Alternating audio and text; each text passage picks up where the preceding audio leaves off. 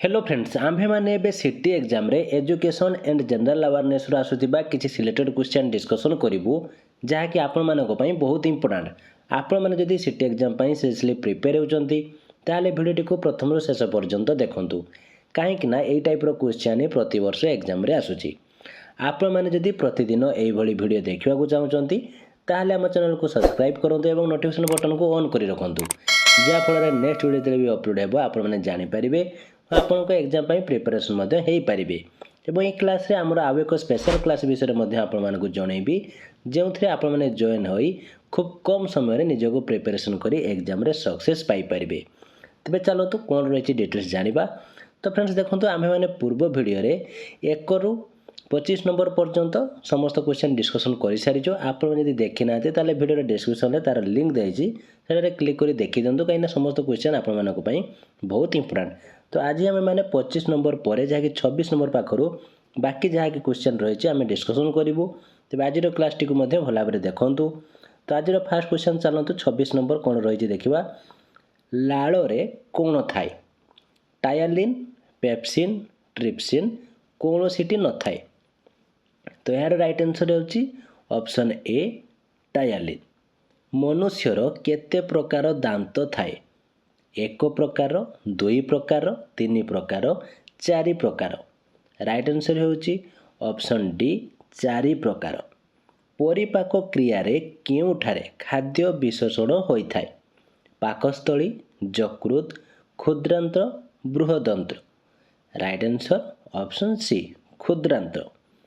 केउटी पाचक तंत्रर कार्य नुहे निष्कासन संवातन शोषण पाचन। राइट आंसर होउची ऑप्शन बी संवातन।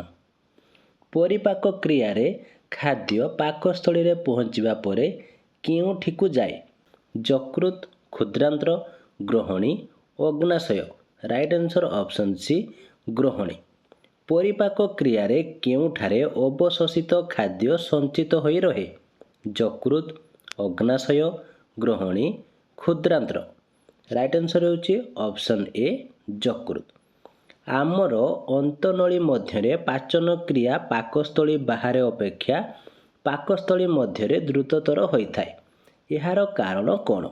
पाकस्थली बाहर पाचक रस निष्क्रिय हो जाए पाकस्थली मध्य खाद्य मंथन होबार यार पार्श्व पृष्ठ तलर क्षेत्रफल बढ़ी जाए पाकस्थली मध्य खाद्य अम्लीय माध्यम बेले पाकस्थली बाहर क्षारीय माध्यम थाए पाकस्थली मध्य अधिक पाचक रस क्षरित हुए। तार राइट आंसर होउची ऑप्शन बी पाकस्थली मध्य खाद्य मंथन हेबारु यार पार्श्व पृष्ठ तलर क्षेत्रफल बढ़ी जाए। नेक्स्ट क्वेश्चन देखंतु कौन रही जहाँकि 33 नंबर क्वेश्चन केउं प्रकार खाद्य खाइले शरीर रे अधिक पित्तरस निःसृत हेबो श्वेतसार पुष्टिसार स्नेहसार vitamin. Right answer option C स्नेहसार। मनुष्यर श्वान दांत संख्या निम्नोक्त केतोटी 4 8 16 32। Right answer option A 4। खाद्य नलीर पाकस्थली और क्षुद्रांतर मध्यवर्ती अंश को कौन कहा जाए ग्रहणी बृहदंत्र मलकोश मलद्वार। राइट आंसर ऑप्शन ए ग्रहणी। खाद्य को कामुड़िबारे केतोटी दांत व्यवहृत होइथाय 2टी 4टी 6टी 8टी। राइट आंसर होउची ऑप्शन बी 4टी। मनुष्यर क्षुद्रांतर लंब प्राय केते 3.5 मीटर 6.5 मीटर 7.5 मीटर 1.5 मीटर। तो ये क्वेश्चन रो आंसर देवा पूर्व मु आपण मानको हम स्पेशल क्लास विषय जणाई देबा पई चाहूची।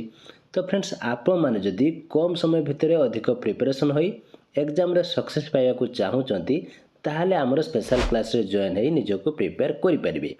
एथिरे आपण माने जॉइन हेले आपण मानको सिलेबस वाइज सब्जेक्टिव एवं ऑब्जेक्टिव क्लास सहित study material free PDF previous year question सह व्हाट्सएप सपोर्ट मिल जिवो और आपण मानको लाइफ टाइम एक्सेस मध्य दिया जिवो जहाँ फल आपण माने निजको बहुत भल भाव प्रिपरेशन करी एग्जाम रे 100% सक्सेस पाइबा सहित आपणकर टीचर होगा स्वप्न को मध्य पूरण करि परिबे।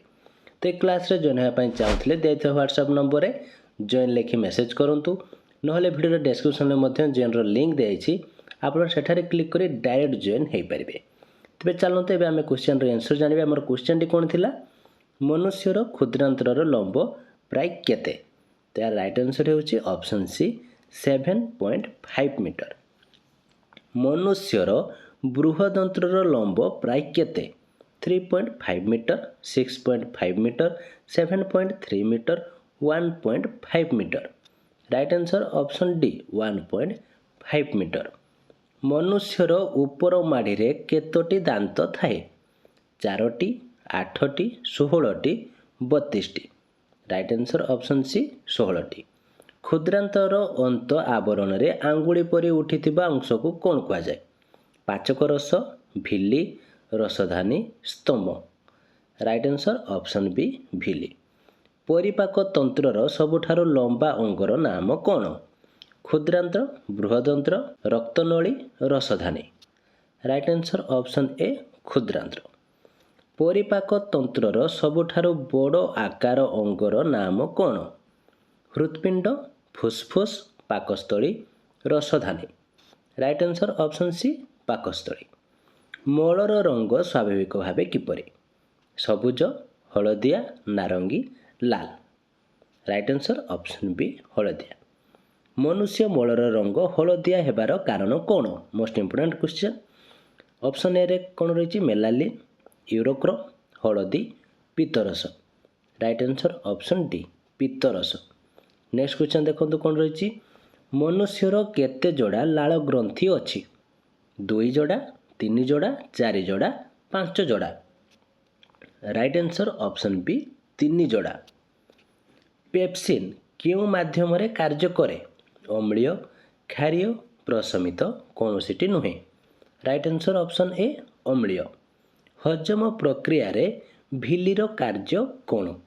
କ୍ଷରଣ, ବିଶୋଷଣ, ପାତନ, ସରଳୀକରଣ। ରାଇଟ୍ ଆନ୍ସର ଅପସନ୍ ବି ବିଶୋଷଣ। କେଉଁ ଅଙ୍ଗଟି ପୌଷ୍ଟିକ ନଳୀର ଏକ ଅଂଶ ବିଶେଷ ମାତ୍ର, ତାହା ହଜମ କ୍ରିୟାରେ ଭାଗ ନିଏ ନାହିଁ? ପାକସ୍ଥଳୀ, ଗ୍ରହଣୀ, କ୍ଷୁଦ୍ରାନ୍ତ୍ର, appendix. Right answer option D appendix. ତ ଫ୍ରେଣ୍ଡସ୍ ସେ ସମସ୍ତ କ୍ୱେଶ୍ଚନ୍ ଆପଣମାନଙ୍କ ପାଇଁ ବହୁତ ଇମ୍ପୋର୍ଟାଣ୍ଟ। ପୁଣି ଥରେ ଭିଡ଼ିଓଟିକୁ ପ୍ରଥମରୁ ଶେଷ ପର୍ଯ୍ୟନ୍ତ ଦେଖିଦିଅନ୍ତୁ ଓ ସମସ୍ତ କ୍ୱେଶ୍ଚନ୍କୁ ଭଲ ଭାବରେ ପ୍ରାକ୍ଟିସ୍ କରିଦିଅନ୍ତୁ, କାହିଁକିନା ଏଇ ଟାଇପ୍ର କ୍ୱେଶ୍ଚନ୍ ହିଁ ଆପଣଙ୍କର ଏକ୍ଜାମ୍ରେ ଆସୁଛି। ଏବଂ ଆପଣମାନେ ଯଦି ଆମ ସ୍ପେଶାଲ୍ କ୍ଲାସ୍ରେ ଜଏନ୍ ହେଇ ପ୍ରିପାରେସନ୍ କରିବା ପାଇଁ ଚାହୁଁଛନ୍ତି ତାହେଲେ ଦେଇଥିବା ହ୍ୱାଟ୍ସଆପ୍ ନମ୍ବରରେ ଜଏନ୍ ଲେଖି ମେସେଜ୍ କରନ୍ତୁ, ନହେଲେ ଭିଡ଼ିଓର ଡେସ୍କ୍ରିପ୍ସନ୍ରେ ମଧ୍ୟ ଜଏନ୍ର ଲିଙ୍କ୍ ଦେଇଛି, ଆପଣମାନେ ସେଠାରେ କ୍ଲିକ୍ କରି ଡାଇରେକ୍ଟ ଜଏନ୍ ହୋଇପାରିବେ। ତ ଇଏ ଥିଲା ଆଜିର କ୍ଲାସ୍ଟି କେମିତି ଲାଗିଲା? ମୁଁ ଯଦି କିଛି ଡାଉଟ୍ ଥାଏ କମେଣ୍ଟ ବକ୍ସରେ ନିଶ୍ଚିତରେ ଜଣାନ୍ତୁ। ଭିଡ଼ିଓଟି ଭଲ ଲାଗିଥିଲେ ଲାଇକ୍ କରନ୍ତୁ ଓ ଆପଣମାନଙ୍କର ସାଙ୍ଗସାଥି ଯଦି ସେଥିପାଇଁ ପ୍ରିପେୟାର ହେଉଛନ୍ତି ସେମାନଙ୍କୁ ମଧ୍ୟ ସେୟାର କରନ୍ତୁ, ଯାହାଫଳରେ ସେମାନେ ମଧ୍ୟ ନିଜକୁ ଏକ୍ଜାମ୍ ପାଇଁ ପ୍ରିପାରେସନ୍ କରିପାରିବେ। ଓ ଆପଣମାନେ ଯଦି ଆମ ଚ୍ୟାନେଲରେ ନୂଆ ଅଛନ୍ତି ତାହେଲେ ଚ୍ୟାନେଲକୁ ସବସ୍କ୍ରାଇବ୍ କରି ନୋଟିଫିକେସନ୍ ବଟନ୍କୁ ଅନ୍ କରି ରଖନ୍ତୁ, ଯାହାଫଳରେ ଯେତେବେଳେ ଆମ ଚ୍ୟାନେଲରେ ଭିଡ଼ିଓ ଅପଲୋଡ଼ ହେବ ଆପଣମାନେ ଜାଣିପାରିବେ, ଆପଣଙ୍କ ଏକ୍ଜାମ୍ ପାଇଁ ମଧ୍ୟ ପ୍ରିପାରେସନ୍ ହୋଇପାରିବେ। ତ ଆଜି ପାଇଁ ଏତିକି। Thank you.